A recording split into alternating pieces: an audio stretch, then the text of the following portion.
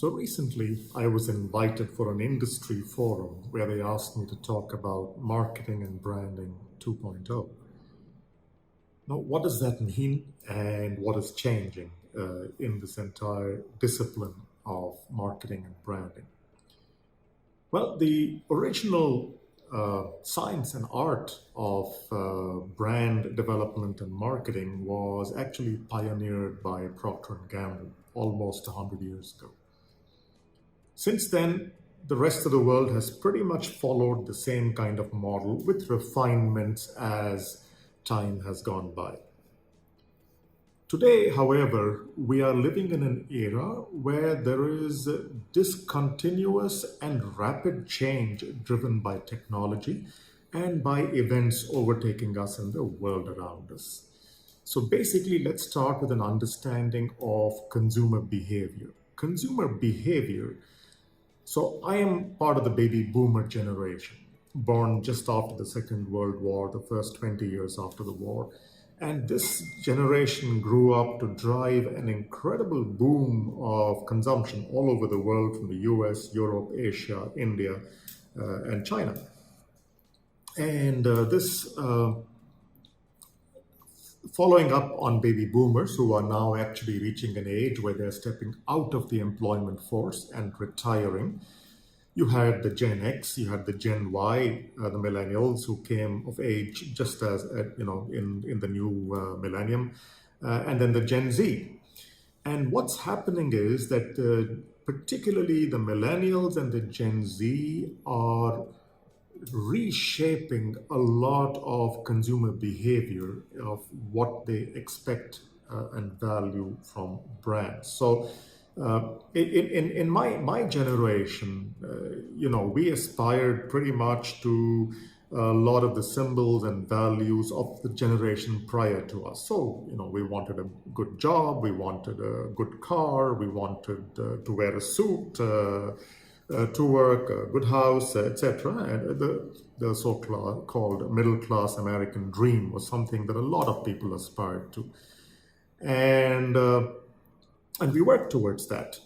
Today's Gen Y and Gen Z particularly are saying, listen, I don't trust the big companies anymore.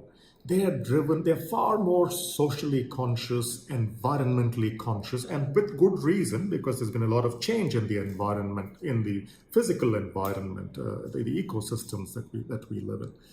So they are really saying, I want my companies and the brands I purchase to stand for something. I would like them to be socially responsible. I would like them to be sustainable. I would like them to stand for something. I'd like to know that I can trust them. With the result that a lot of priorities and buying behaviors are changing. So young people increasingly are driving the trend towards new brands, towards words like, and particularly when it comes to the food business, local, organic, artisanal, in a more general sense, outside of the food as well. They're looking for authentic products. They're looking for no toxins. They're looking for products that stand for some social values. They're looking for products and brands that actually help the environment in some way. And this is changing brand choices and affecting the way we have to do marketing and branding going forward.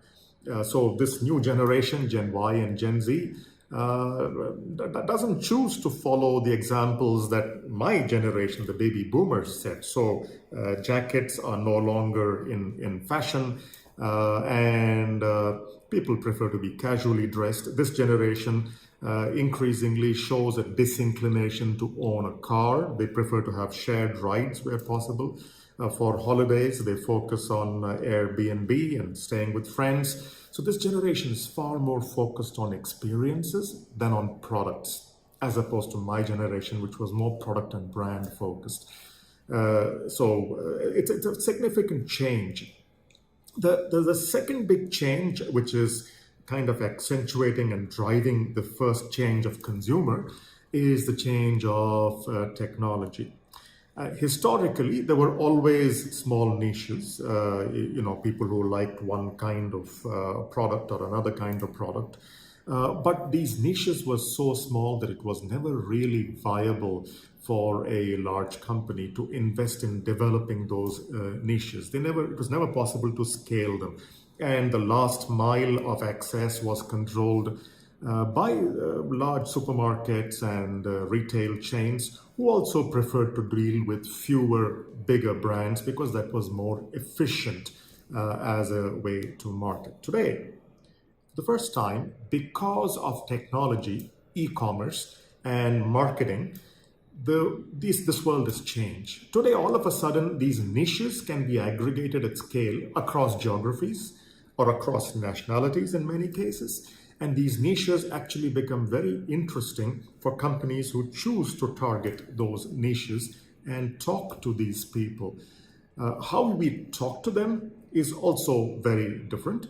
So earlier world of advertising and branding was one-to-many communication, where you spray communication on primetime television and hope that some people will move down the purchase ladder or move up the purchase ladder. And today, however, we are more and more, the means of communication is moving from one-to-many to one-to-one. So can I interact directly one-to-one with the consumer? And this is exemplified by, for example, the consumer hotline, where more and more companies are shifting. You remember the old consumer complaints line, which worked only 9 to 5 on weekdays? So if you had a problem at 6 p.m. on a Friday, tough luck, you got to wait and listen to a pre-recorded message till Monday morning at 9 a.m. Well, that's changed. Today, more and more companies are saying, when I have this one-on-one communication with the consumer, it's an opportunity for me to take somebody who's complained about my brand and convert that person to becoming a brand advocate. Why is the brand advocacy important? Well, because at the end of the day, if the person is happy or unhappy, we can expect today social media to amplify his or her voice to all her friends and people who listen to her. So that part of communication is actually shifting to a many-to-many dialogue through social media. On e-commerce platforms, which in fact are enabling the access to the niches and the growth of the niches, more and more we find we rely on ratings and reviews, whether it's a restaurant, a hotel, a product, a service, doesn't matter what it is, high ticket product or a shampoo or a coffee that you want to buy. You look at ratings, you look at reviews, and you look at what other people have written about it. So this whole world of communication is changing from the old world to a completely new way of communication. All of this is then combining with a third phenomenon, which is the access to venture capital and the willingness of a lot of young people from Gen X and Gen Y to take risks and doing their own startups. So one of the venture capitalists I heard recently put it very well, and he said, yesterday's business model, the large companies, their core competence they were built to scale things and do it on a huge scale globally. The startups, more and more, the ones that are focusing on those niches, the large companies found too small, but are now viable because of e-commerce and electronic communication.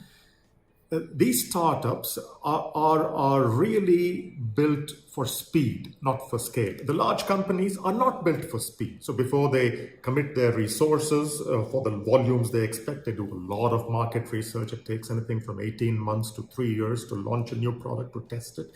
The smaller companies are much more in the vein of build, test, fail, refine, retest, get it right, and then be quick in the market. And they have been extremely successful. There are a lot of success stories out there. You look at the success in the US of Talenti, the ice cream, which became a huge success in the super premium ice cream business. You look at the success in chocolates of Tony's Chocolonely in Netherlands and now expanding into the UK. And their premise is very simple. Tony's Chocolonely, which is a chocolate, their whole premise is they sell slave-free chocolate. Now, what a powerful social statement. The brand may taste a little bit more, I beg your pardon, taste similar, but cost a little bit more.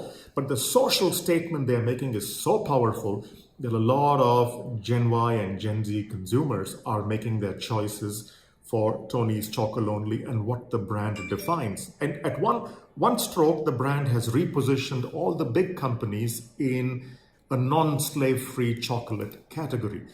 So, we can argue about the facts behind this, and indeed, many of the large companies also have very robust supply chain controls to make sure they do not have slave labor in their manufacturing processes. But they never talked about it in the way Tony's Chocolonely has made that his sole selling plank, which is so quite big change in the way they communicate and what they communicate about.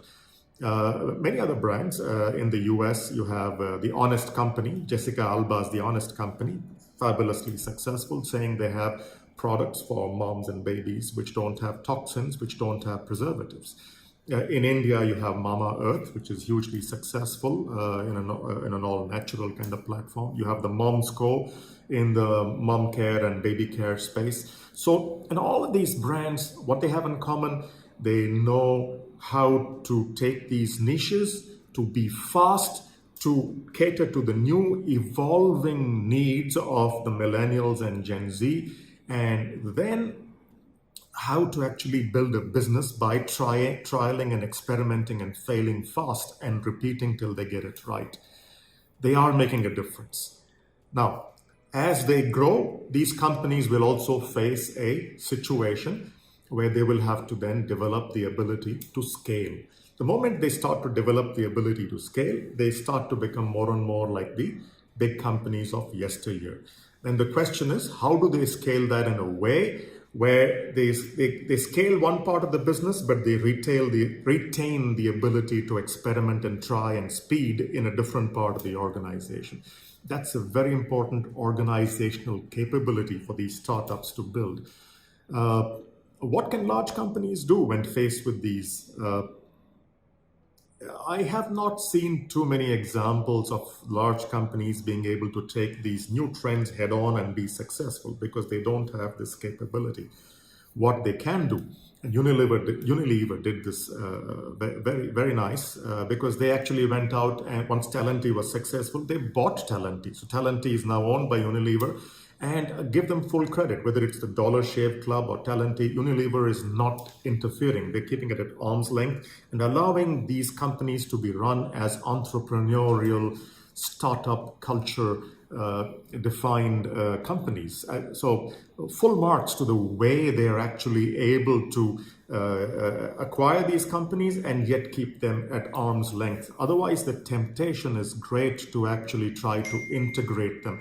But when you integrate them, you lose what made them successful in the first place. So big change is happening in the way we market, in the way we brand, and the way we communicate to our consumers, enabled by technology, enabled by the evolving consumer. Fascinating new field to be in. The only thing I can say looking forward is this field is changing so fast. I think we're going to see far more developments in the months and years to come. What is probably safe to say is a lot of these developments will be driven by startups. So if you wish really to be at the forefront of branding and marketing 2.0 and maybe 3.0 at some point of time, do a startup. You'll learn, you'll make mistakes, but you will reinvent the future of marketing and branding based on new consumer trends, based on using technology, based on data mining, and based on speed of response. Do share your personal stories and examples. I'd love to hear from you so we can all learn more. I hope you found that useful and interesting. Now, here's what I'd like you to do. If you liked the video, please click the like button. If there's something more you'd like to listen to or a point of view that you have, please engage, please leave a comment, and I'll try and respond to it either directly or in future videos. And most importantly, if you like the video, or you found something relevant, please share it with your friends. Finally, please hit the subscribe button and also click the bell icon so you can get notifications whenever we post fresh videos. Thank you for being with us and help make this channel a success, so together we can explore many new areas and grow intellectually together.